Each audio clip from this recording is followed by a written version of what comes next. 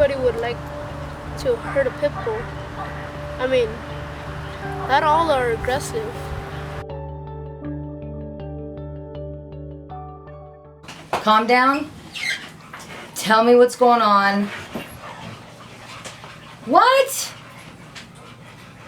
Wait a minute. Your neighbor shot your dog? So I just got off the phone with this family that I guess they went out of town and they got a phone call that the neighbor had shot their dog. From what I understand, there was fireworks going off in the neighborhood, and dogs, when they get freaked out, they break out of yards. They do things that they normally wouldn't do, and he probably got spooked, broke out of a fence.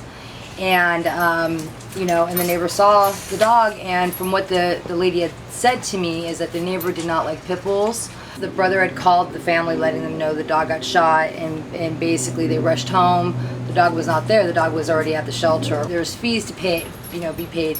The vet bill had to be paid. Court fees would have to be paid in order to get their dog back. So them feeling, they didn't have any option, they surrendered all rights. So she called us actually just asking us if we could help her by taking her dog in, to our rescue and finding the dog another home. And what I told her is, no, for what reason do you want to surrender your dog? That's your baby. You've had it for 3 years.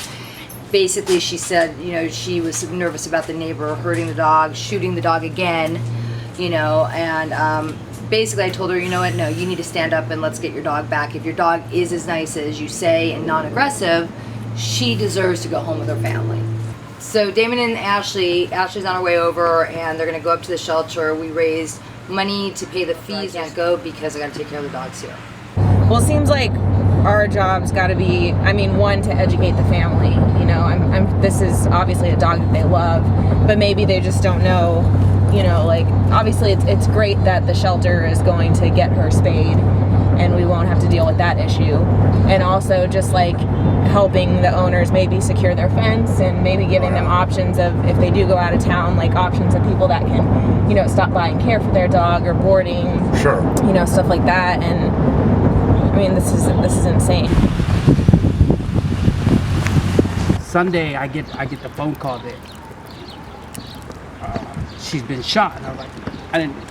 Yeah, you didn't. And we still had another 3 hours before the game was even over. Right. So by the time I drove straight to here, and she was already back there, and that went from there. Yeah, and then I got home. When I got home, I went to my neighbor to talk to him, and then he was just... Yeah. I told him, well, you should have called me, because before I left, I talked to him. I told him, hey, I'm going to be out of town. My brother's going to be here to feed the dog, just... Right. No one else is able to come over, so if you see anything, yeah, no problem.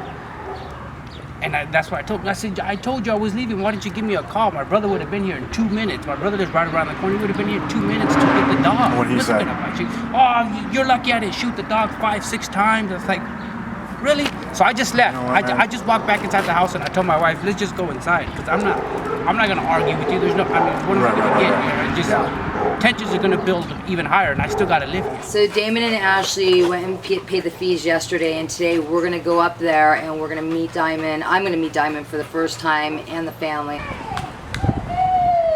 so excited to meet you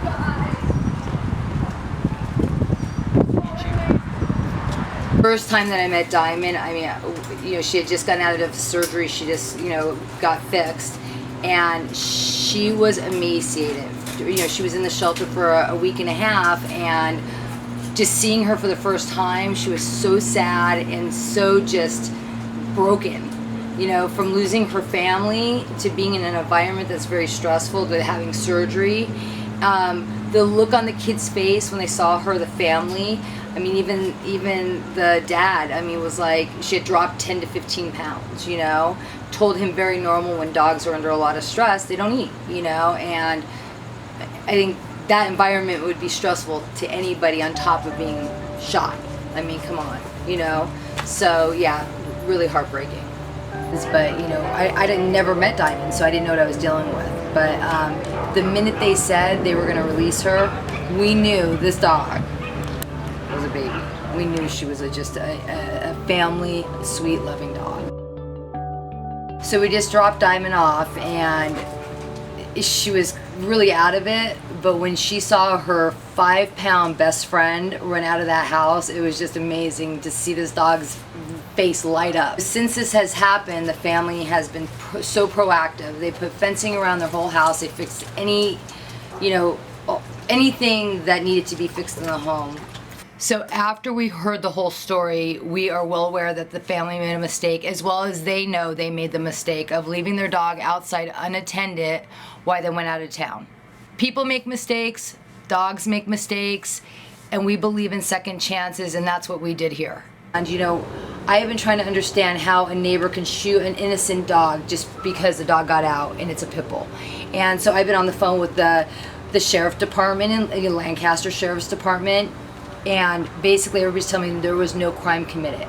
To me, I don't understand how someone can take a handgun out and shoot in a neighborhood where there's kids, 3 kids that live next door to this man who shot the dog. And they're all telling me the same thing, that no crime was committed. And I'm not done with this story. I am going to the media. This needs to be brought to the attention of people that because a dog is a pit bull, you can't just go shoot the dog. It's not okay. As an advocate, we are going to stand up for Diamond and every other Diamond out there. Love, don't judge. Educate, don't discriminate. Thank you, Dr. Doghouse.